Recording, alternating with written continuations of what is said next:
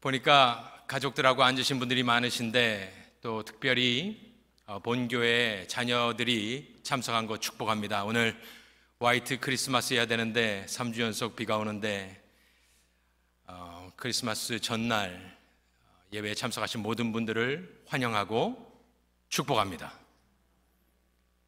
질문으로, 퀴즈로 시작하죠. 창세기 1장 1절은 어떻게 시작합니까?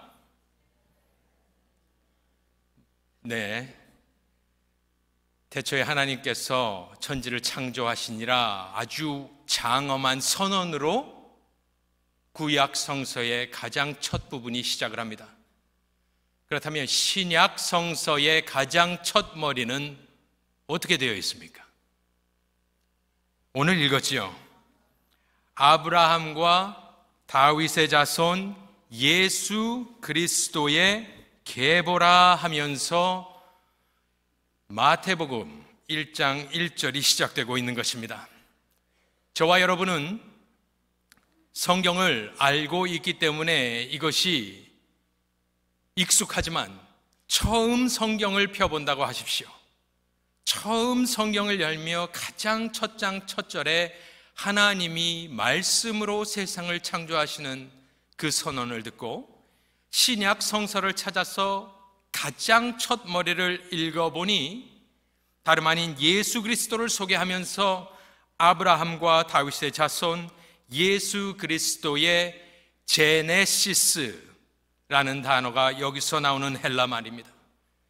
예수 그리스도의 근본을 알려주겠다라고 마태는 성령의 감동으로 이 구절을 써 내려가고 있는 것입니다. 그렇다면 마태는 성령의 감동으로 당신들이 구약 성서에서 하나님의 창조의 역사를 보았느냐? 그렇다면 나는 예수 그리스도를 통한 재창조의 역사를 써 내려갈 것이다.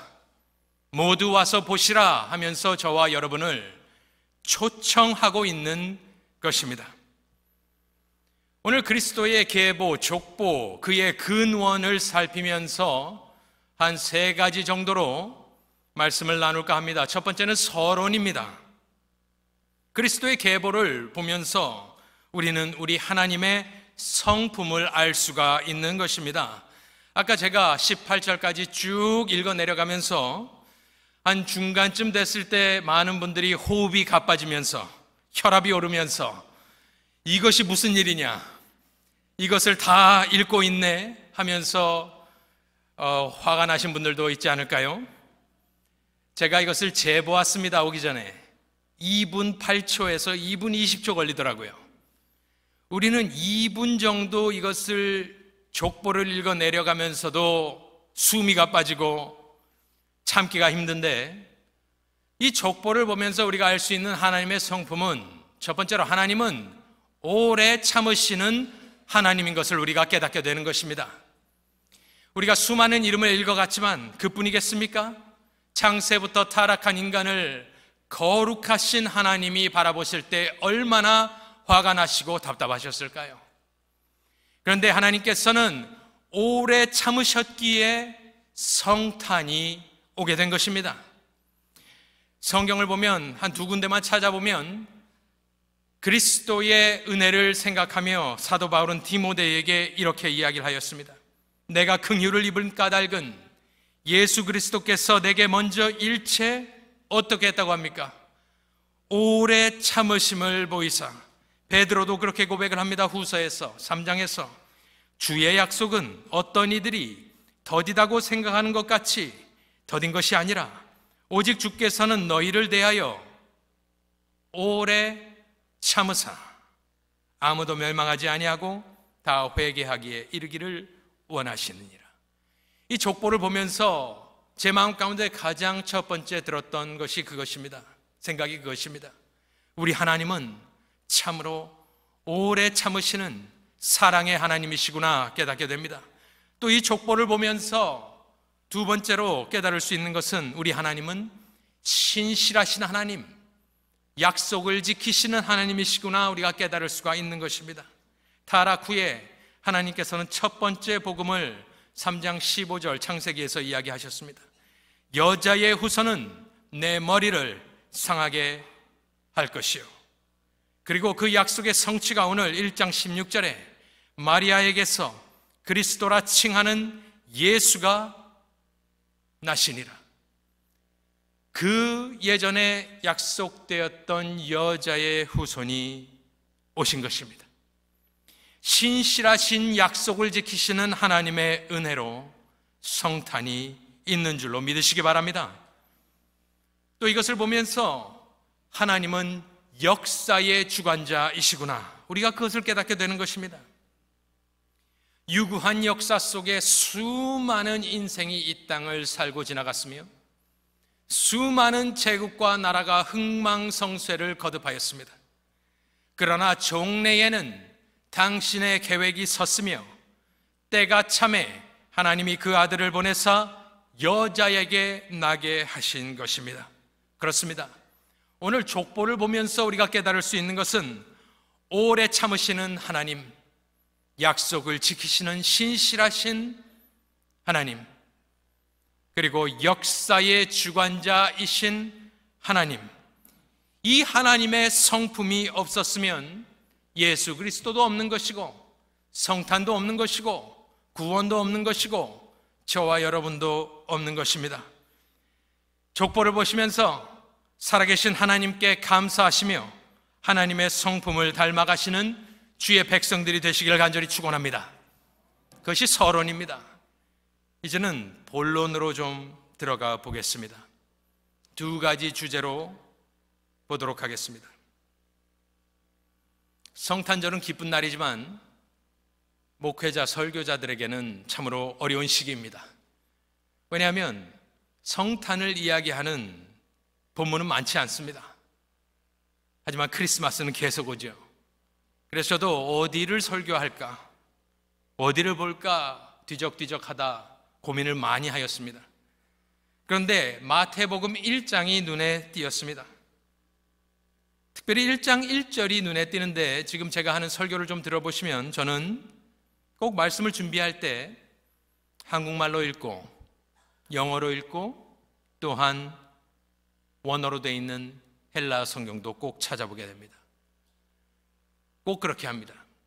한국말로 1장 1절을 읽어보면, 마태복음 1장 1절을 읽어보면 아브라함과 다윗의 자손 예수 그리스도의 계보라라고 나와 있습니다. 그런데 헬라말 성경으로 읽어보니까 이게 뒤바뀌어 있는데 순서가 아브라함이 먼저가 아니라 다윗입니다. 그리고 자손이란 단어도 좀 그렇습니다. 왜냐하면 자손은 많지 않습니까? 그런데 원어에는 아들이라는 싱글 단수입니다. 너무나 중요합니다, 이것은. 그래서 이것을 제가 이렇게 읽어드리면 예수 그리스도의 근원에 관한 책이다. 다윗의 아들, 아브라함의 아들, 이렇게 되어 있습니다.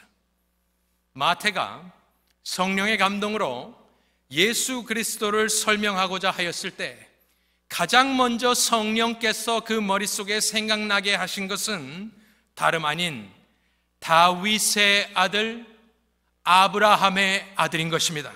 우리 한국말은 아무래도 아브라함이 먼저였기 때문에 그렇게 이야기를 한 것 같습니다마는 마태의 머릿속에는 무엇이 생각났다고요? 예수 그리스도는 다윗의 아들이요 아브라함의 아들이다 선언을 하고 있는데, 이것은 아까 말씀드린 대로 창세기 1장 1절과 같이 아주 중요한 말씀인 것입니다. 첫 번째로 생각해 볼 부분은 그렇다면 다윗의 아들인 것입니다. 예수가 누구냐? 다윗의 아들이다. 저와 여러분은 그냥 아들인가 보다 이렇게 생각을 하지만 그것이 아닙니다. 이것을 읽는 히브리인들 또 유대 민족은 무슨 생각이 날까요? 다윗의 아들은 단 하나의 의미를 가지고 있는데 그것은 바로 예수가 왕이다라는 소리입니다. 그 말을 마태는 1장 1절에서 하고 있는 것입니다. 다윗의 아들, 다윗의 그 혈통인가 보다가 아닙니다. 다윗의 아들은 장차 오실 메시아요, 그 왕 위를 잇게 되는 만왕의 왕, 만주의 주이신 예수 그리스도다라며 선언을 하고 있는 것입니다. 이것은 하나님께서 다윗과 맺은 언약의 성취입니다.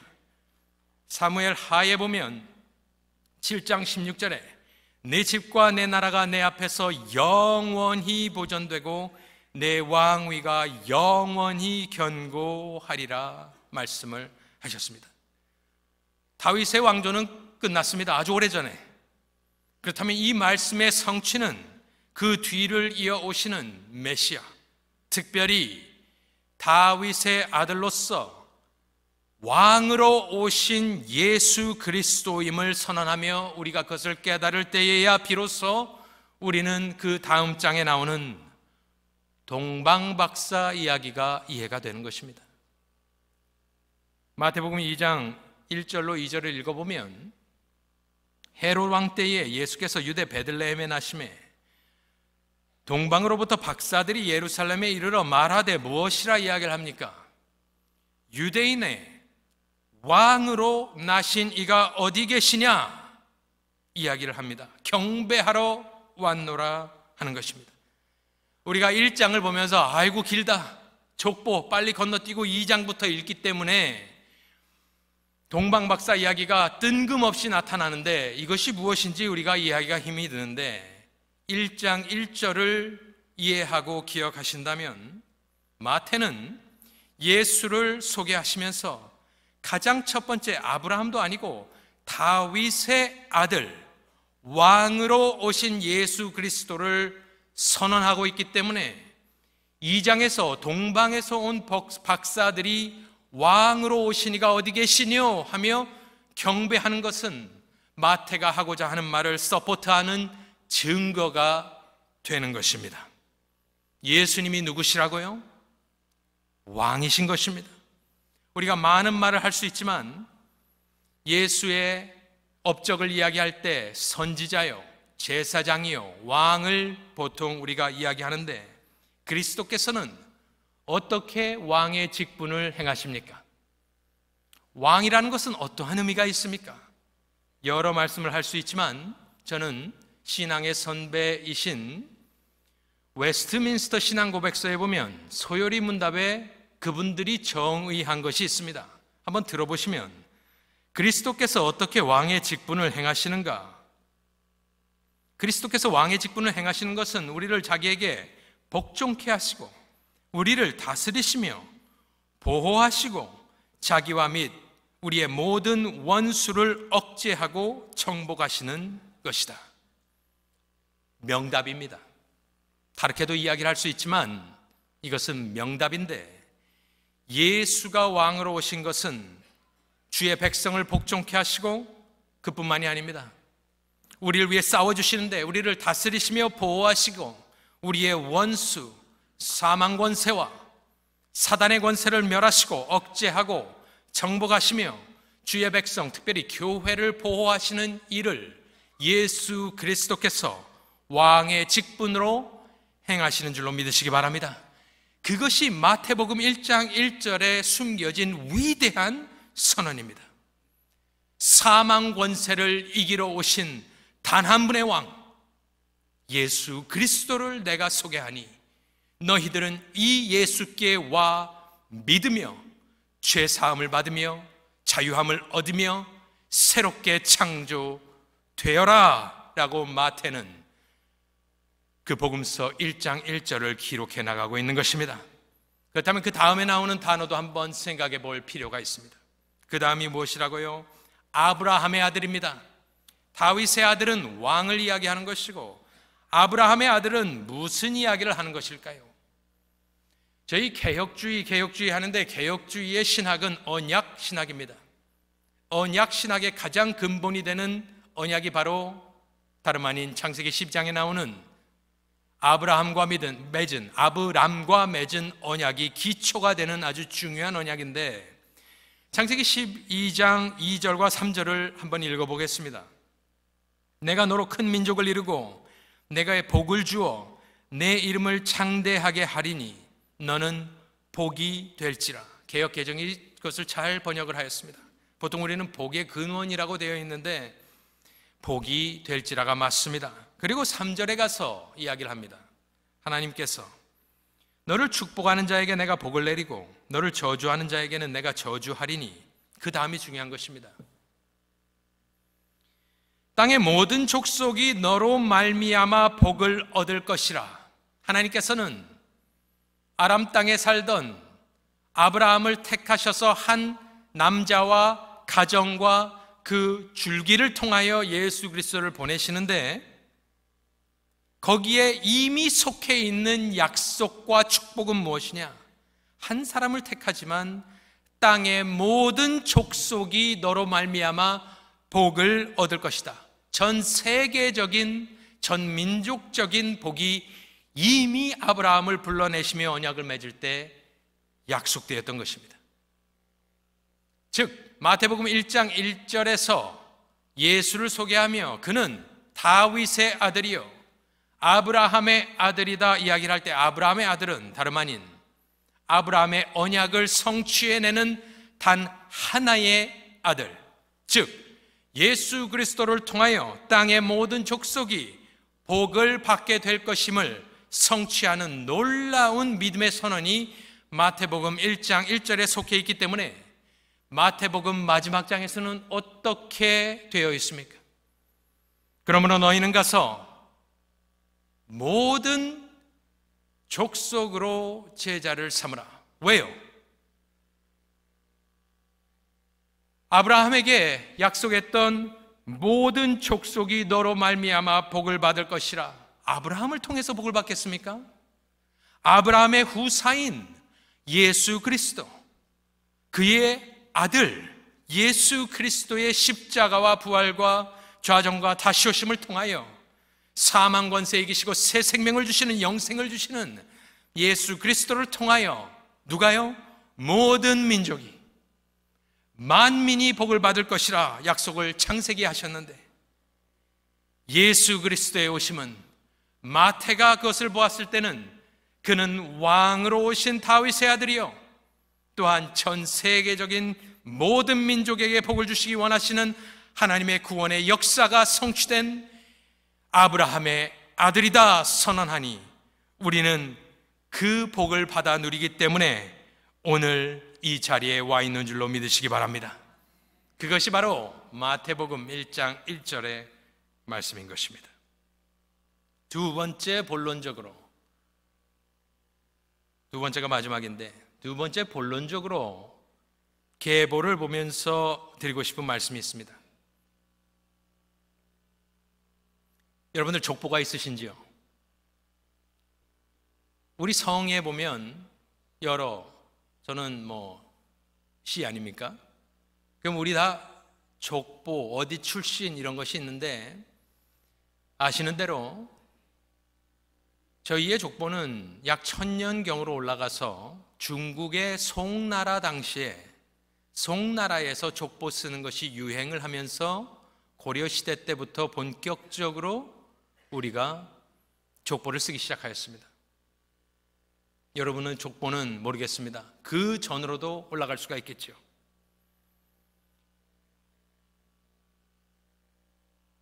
그런데 오늘 예수님의 족보, 계보를 보니 여자의 이름이 들어가 있습니다. 여러분들의 족보를 보시면 시조가 있을 것인데, 그 시조는 보통 왕이거나 벼슬을 하였거나 고관 대작일 때에만 비로소 사람들이 족보를 쓰기 시작했던 것입니다. 왜요? 자랑하려고. 왕의 혈통이라, 우리 집안은 이런 집안이다, 누구는 알에서 났다고도 하던데. 왜 그렇게 합니까? 자랑하려고 합니다. 그런데 예수의 족보에는 여자 이름이 들어가 있는데, 아시는 대로 5명이 언급이 되고 마지막은 마리아인데, 처음 4명은 참으로 죄인들입니다. 3절에 나오는 다말은 창세기 38장에 나오는 여인으로서, 굳이 제가 강단에서 말씀을 안 드려도 얼마나 해괴한 일이 있었는지 여러분들 잘 아실 것입니다. 다말이라는 여인이 예수의 족보에 들어가 있네요. 5절에 보면 잘 아는 라합이 나옵니다. 라합. 한국말로는, 한국어 성경에는 완곡하게 기생이다 표현을 하였지만 여리고 성이 두꺼웠는데 그 안에 살았던 이 여인의 본 모습은 여러분들이 잘 아실 것입니다. 이방 기생인 라합이 또 들어가 있습니다. 5절에 보면 너무나도 유명하고 존귀한 룻이 나옵니다. 룻. 5절인데 룻은 어디 사람입니까?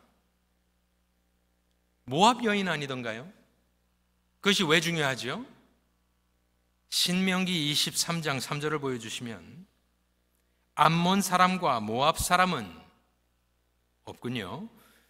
여호와의 총회에 들어오지 못하리니 그들에게 속한 자는 10대뿐 아니라 영원히 여호와의 총회에 들어오지 못하리라 하나님께서 신명기에서 선언을 하셨습니다. 그런데 예수의 족보 가운데 모압 여인 룻을 집어넣으시고 사용을 하셨습니다. 6절에는 밧세바가 나오는데 밧세바라 적지 않고 우리아의 아내라고 썼습니다. 제가 대학생 때 설교하시던 목사님께서 뭐라 하셨냐면 마태복음 1장에서 하나님께서는 억울하게 죽은 우리아를 기억해 주신다라고 생각을 하셨습니다. 밧세바도 간음했던 여인입니다. 마리아는 이름 없는 시골 처녀이고요. 그렇다면 여러분은 여러분 족보에 다말, 라합, 룻, 밧세바를 넣으시겠습니까? 여러분, 여러분 족보에 그분들을 이름을 언급하시겠습니까? 여러분이 족보를 쓰신다면? 숨기고 싶고 없애고 싶고 묻고 싶고 치욕적인 역사와 과거 아니겠습니까? 단언컨대 아무도 우리 족보를 찾아보면 거기에 기생 이방 여인의 이름은 찾을 수 없을 것입니다. 다 자랑하기 위하여 존귀한 이름들만 써 붙여놓았겠지요. 그것이 인생이 생각하는 족보입니다.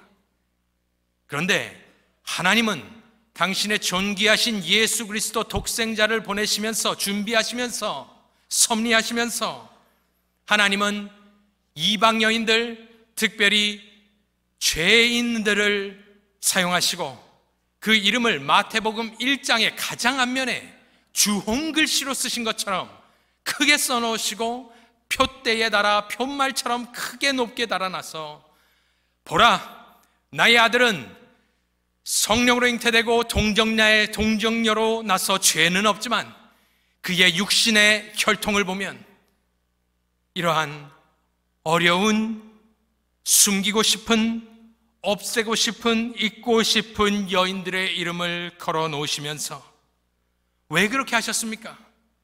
왜 이렇게 치욕적이고 부끄러운 과거를 하나님께서는 족보에 넣으셨나요? 왜냐하면 예수님께서는 의인을 부르러 오신 것이 아니요 죄인을 부르러 왔노라 하셨고 죄인의 친구이셨으며 세리와 함께 식사하셨으며 예수께서는 죄인을 구원하시려고 세상에 임하셨기 때문에 의인은 하나도 없는데 자기가 의롭다 생각하는 사람은 예수께 오지도 않고 올 이유도 없지만 나는 죄인이라 하늘을 우러러 바라볼 수조차 없고 나는 너무 더러워서 교회에 내가 어떻게 가겠는가?